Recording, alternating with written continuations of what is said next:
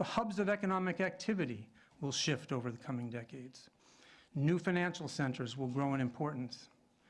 New reserve currencies may well emerge.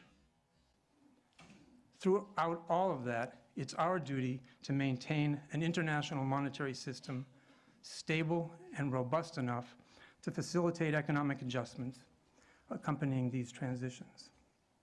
Free trade, flexible exchange rates, and non-disruptive capital flow movements are essential ingredients for a thriving global economy.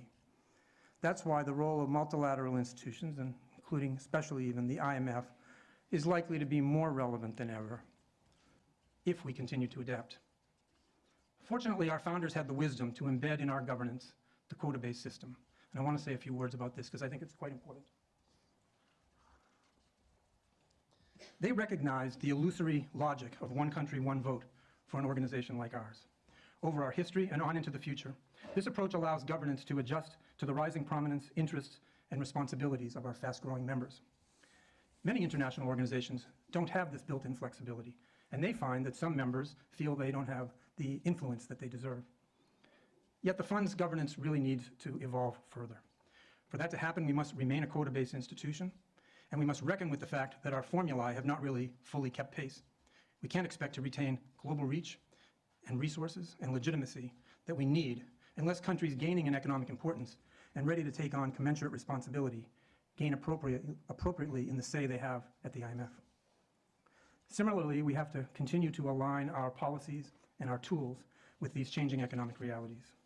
The inclusion of the renminbi in the SDR was one example of a step in that direction. It demonstrated our ability to change. The bottom line is this: as economic power becomes more diverse and more diffuse, retaining a focus on common challenges is likely to be more difficult. So the IMF's fundamental role as global convener, trusted advisor, and financial firefighter will become even more important than it's been. What about other changes in the global economy? Technological advances offer enormous opportunities to accelerate productivity and to lift incomes. But they also lead to structural changes, creating some jobs while displacing others. Lord Keynes himself warned back in the 1930s about the possibility of what he called technological unemployment. He actually believed it would lead to a high-income world where people would choose more leisure as time went on, more leisure over work as they became wealthier. This turned out differently. People are actually anxious that constant technological advances, think about artificial intelligence, will threaten their jobs and their incomes. I'll come to the future of work in a minute. But let me first address a different dimension of technological change: innovation in financial services. What we call fintech offers the potential to significantly increase efficiency and transparency in the financial sector. It poses challenges for established players and regulators who are trying to deal with sources of risk. There are some very real downsides to financial services technological change, including threats from cyber attacks and cyber criminals. Yet I think we're on the cusp of a substantial transformation that could bring enormous benefits.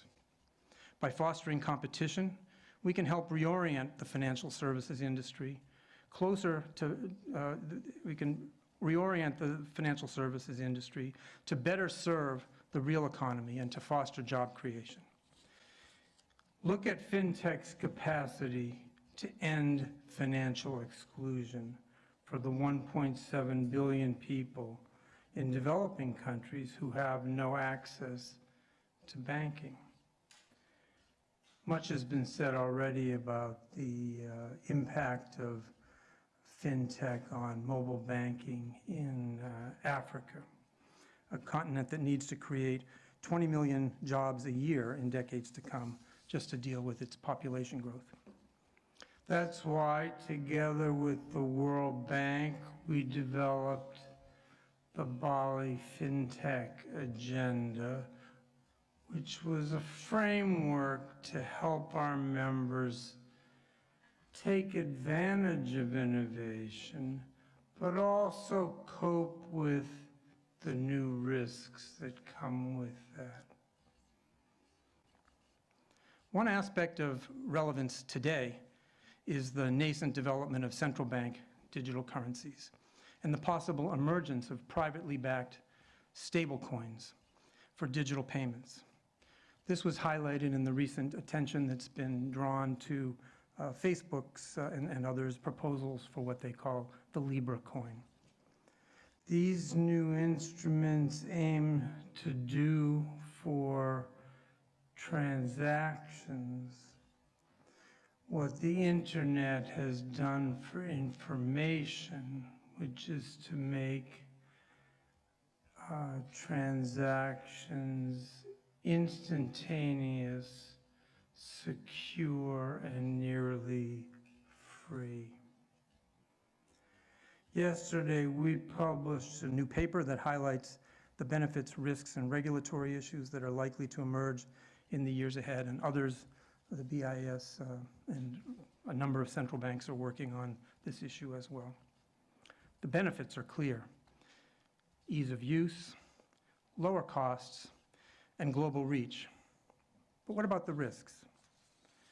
We've identified several: the potential emergence of new monopolies with implications for how personal data is monetized, the impact on weaker currencies of a new form of akin to dollarization, a form of substitution into coins, the opportunities for illicit activities, threats to financial stability, and the challenge of corporations issuing and thus earning large sums of what's essentially seigniorage as they issue these coins, of course, which has been exclusively the realm of central banks. So regulators and the IMF will need to step in. We need to create an environment where the benefits of technology can be reaped while the risks are minimized. This is what I mean when I talk about an IMF always adapting.